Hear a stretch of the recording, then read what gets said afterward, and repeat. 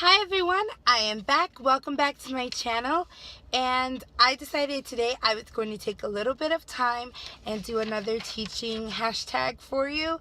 This one is the teacher tag, created by Genuine Teaching and Apples and Tiaras. Question number 1, how long have you been teaching? What grades have you taught? Tell us a little about your background. So this is the middle of my 3rd year of teaching. I started in January 2015. I first did a long-term sub for about a month before I did ESL interventions for about 5 months. And then I had my first classroom, which was a dual language classroom. So I actually had 2 classrooms in 3rd grade, and I taught ESL, ELA, and math in English, and my partner teacher taught social studies, science, and Spanish grammar in Spanish. Then last year I taught in a south suburb of Chicago. I taught 1st grade dual language. Number 2, what grade do you currently teach?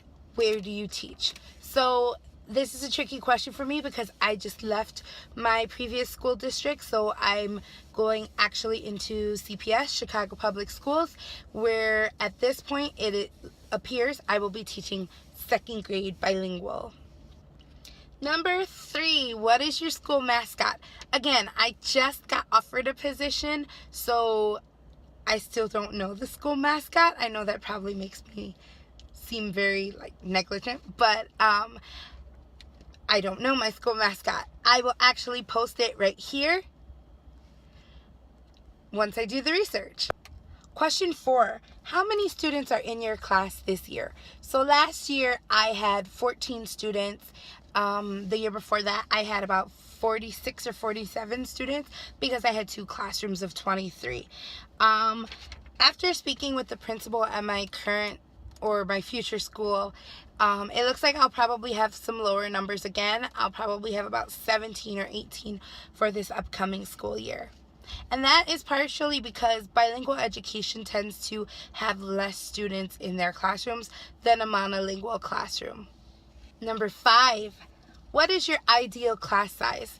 So I had 2 classes of about 24 previously, and then last year I had 14. So I went from having a fairly low amount to average amount all the way down to a very low amount. And I actually do prefer the smaller class sizes, but I know that in the real world that's not always the case. So my ideal class size would be about 20 to 25 students.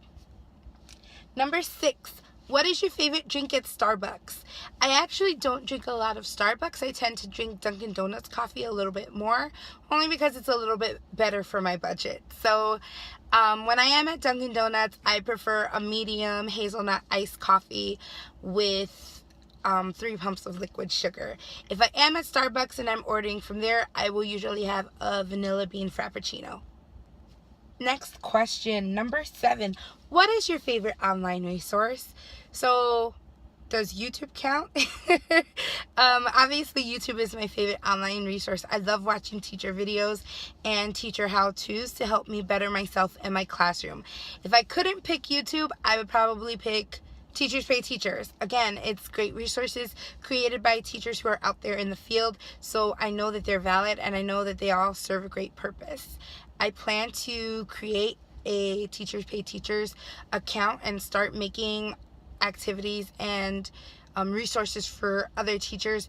They might be more geared towards bilingual education, but a lot of times they can be altered or changed to fit a monolingual classroom as well.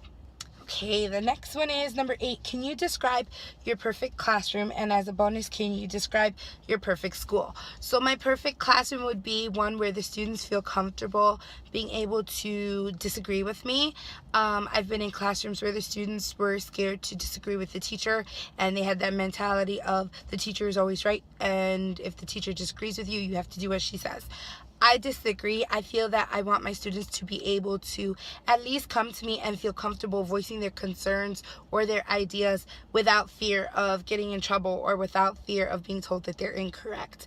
I want my students to know that this is their classroom and we're all equals. Just as it's my responsibility to maintain the classroom, it is also theirs because this is their classroom as well, and we are a team. My perfect school would be a school that has a lot of diversity. I am a Latina teacher, and so at my old school I did have a little bit of trouble because there was not a large Latino population, so a lot of times I felt like my contributions were not always solicited or needed or utilized. So I definitely want to go to a place where there is a lot of diversity and I could see more students like me, so that way not only are they helping me become a better teacher, but I'm also showing them what a Latina can do or what a teacher who is a minority is able to do as well. Because when I was growing up, I did not see a lot of teachers of diverse backgrounds in my classrooms. I always had Caucasian teachers, and not that that's a bad thing, but it didn't let me see what Latinos and other minorities are able to do, how much we're able to accomplish if we were to work hard. So I would like to be in a school where there are students and teachers who are very diverse, so that way we can show our students that anybody can succeed as long as they're willing to work hard and keep trying and never give up. Number 9 says, what is your favorite or least favorite part about teaching? So my favorite part about teaching is being able to collaborate with other teachers and to be able to have great discussions with my students. I really loved my students last year. They were great kids, and we had a lot of wonderful moments that really showed me that they are willing to think outside of the box and to consider different perspectives. And I really appreciate that about teaching, and I feel like compared to the corporate world or other fields of business, you might not always be able to have those kinds of conversations and discussions. My least favorite part about teaching will probably be the bureaucracy. I mean, I feel like sometimes there's a lot of paperwork or politics that are involved with being a teacher, and sometimes you just can't change that. You just have to kind of roll with the punches. But I feel like that is definitely my least favorite part, especially since it's something that you can't control and it's something that just happens and you have to try and deal with it as best as you can. And number 10 is, what is some advice that you would give to a beginning teacher, someone who is thinking about going into teaching or someone who is already teaching? So for a beginning teacher, I would say don't be discouraged if you are not perfect at first. I mean, I'm going into my 4th year of teaching, and there's still a lot that I feel that I need to learn. So there's still ways to grow as an educator. So keep your eyes open and don't be afraid to make mistakes. For someone who's thinking about going into teaching, I would say do your research, keep an open mind, and remember that at the end of the day, it really is about helping your students learn and grow and become productive citizens. And for someone who is already teaching, thank you so much for your service. I mean, it's teachers like you that affect teachers like me and keep us going and keep us motivated. And also, try to be flexible. I mean, I am a new teacher. I still consider myself a new teacher. I've only been in the game about 3 years, and I feel like I still have tons of ideas, and a lot of times I will go to older teachers with my ideas. And as a newer teacher, I really appreciate it when they're open to my ideas and willing to at least try them to see if they work. And if it doesn't work, okay, we can change it. But it really does bother me, and maybe it might bother other new teachers, when veteran teachers are quick to shut down ideas without even giving it a try, because you never know if it could work, and you never know if it could work for your students, not just for you or not just for the staff, but to really help the students, which is really why I went into this field, which is to help students. So please be flexible and be willing to try. Okay, that is it. That is my teacher tag.